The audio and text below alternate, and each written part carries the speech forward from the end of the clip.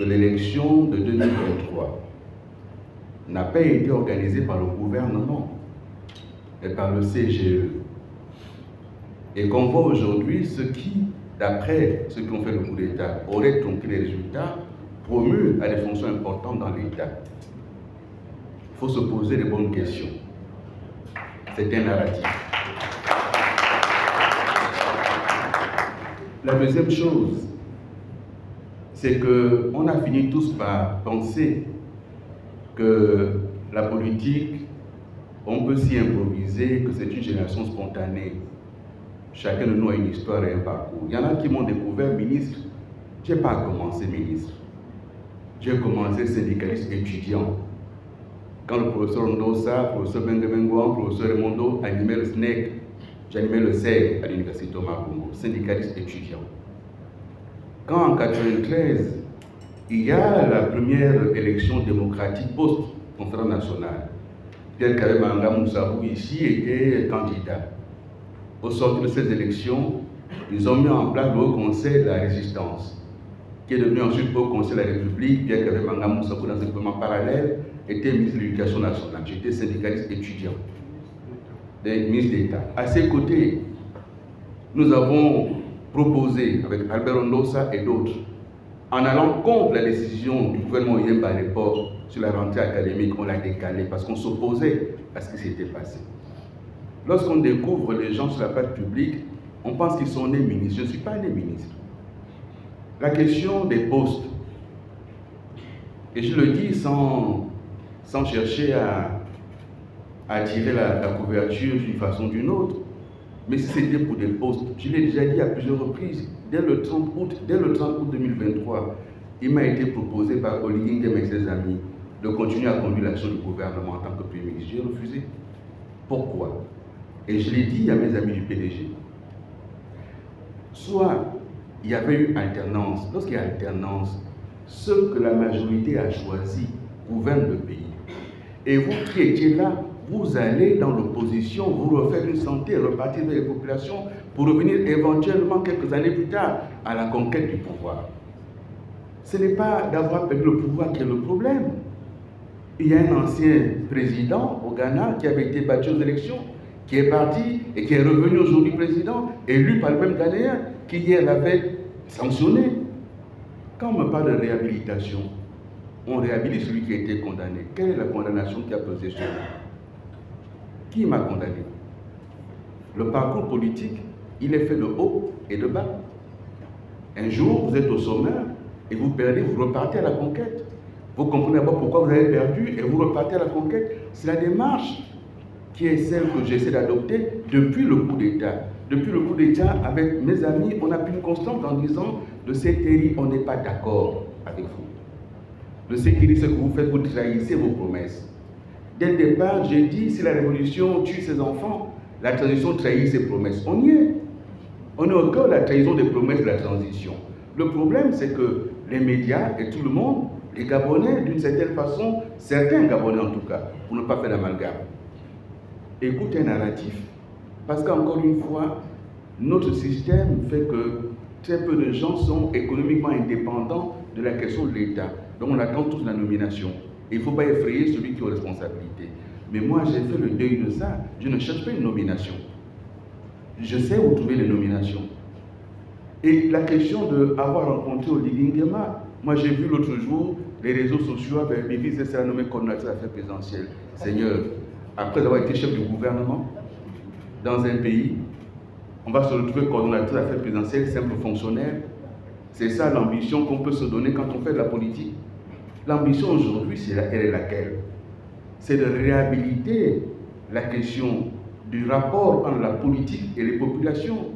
Comme on l'a dit, c'est par le sommet que cette crise existe et elle perdure. Quelqu'un qui n'était pas de la course, il n'était pas de la course, il n'était même pas arbitre de la course, il faisait la sécurité de la course. Il a récupéré le trophée. Dans un fait accompli. Et on se dit, bon, comme c'est comme ça, bon, d'accord, il est là. Mais non, non. Même lorsque les instances internationales ont reconnu une victoire à un cycliste. C'était le cas de Armstrong. Mais dès qu'il a été prouvé qu'il est arrivé là en trichant, il a été déchu de tous ses titres. Mais on n'est pas allé chercher quelqu'un qui n'a pas compétit. On a pris celui qui était numéro 2 en disant non, non, celui-là, c'est toi, viens. Et j'ai dit, si on avait voulu bien faire les choses, on proclamait les résultats en disant, nous les militaires, puisque vous là, vous avez voulu dire que c'est Ali qui a gagné, c'est pas lui qui a gagné. Nous les militaires, on proclame le vainqueur, on l'installe, on assure sa sécurité. Je l'ai dit. Et le PDG s'est allé dans l'opposition en disant, bon, Ndossa et les ont gagné, ils n'ont qu'à gérer l'État, mais vous nous posez la question à nous. Mais les amis d'Ndossa hier qui l'ont lâché, qui sont en face là, vous ne leur posez jamais la question, où sont leurs convictions? Ils ont mis où leurs convictions?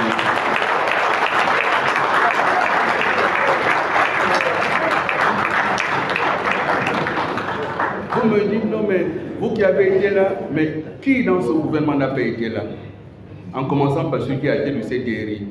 Je l'ai dit, le système Bongo PDG, c'était 2 piliers. Un pilier d'animation politique incarné par le PDG et un pilier sécuritaire et répressif par la GR. Je l'ai dit, c'est le pilier sécuritaire qui a pris le pouvoir maintenant. Et là, les gens, ils s'alignent, on ne pose plus de questions. Quand on dit, mais faisons la commission vérité, justice et réconciliation, on dit, vous avez tué les gens, j'ai tué personne. Mais faisons cette commission. Disons qui a fait quoi? L'État gabonais, on nous a dit qu'on a annulé la dette. 7 000 milliards de dettes y avait-il, paraît-il. On est à combien aujourd'hui? En 15 mois, ils ont un bilan maintenant. En 15 mois, hypothèse basse, 1 500 milliards de dettes, 60 milliards de dettes par mois. Hypothèse haute, 3 000 milliards de dettes. Il faut maintenant qu'ils disent aux Gabonais ce qu'ils en ont fait. Ils ont maintenant un bilan. Donc, l'histoire de penser qu'on peut continuer à prospérer sur une forme de, allez, on va dire de rente mémorielle anti-Ali ou anti-PDG, c'est fini. Ils ont 15 mois maintenant. En 15 mois, que font-ils? Ça a été décrit tout à l'heure. Donc, ce que nous disons aujourd'hui, et on demande quelle stratégie. Premièrement, on s'est accordé. C'est le premier élément, mais on ne dira pas davantage. On s'est accordé pour dire, en l'état actuel du pays, qu'est-ce qu'on peut faire tous ensemble? Chacun a sa tribune, chacun s'exprime, chacun dit des choses. Et si on disait ensemble ce qu'on a à dire, en disant quelles sont nos priorités, quand même des personnalités aussi fortes qui s'accordent pour dire voici nos priorités, c'est la première chose. On a dit dans le texte que les éléments vont arriver les jours à venir. Nous ferons davantage.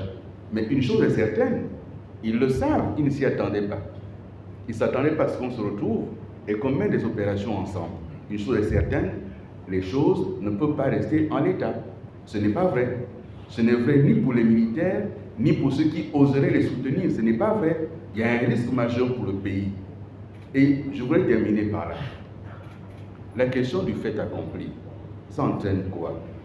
Si demain, certains Gabonais, par calcul, acceptaient que celui qui est là tombe son treillis et sa vareuse et devienne civil, mais c'est donc la voie à suivre alors. Donc le prochain militaire sortira de sa caserne, fera lui aussi la même chose, et le lendemain tombera son treillis et deviendra civil. Où est-ce qu'on va avec ça?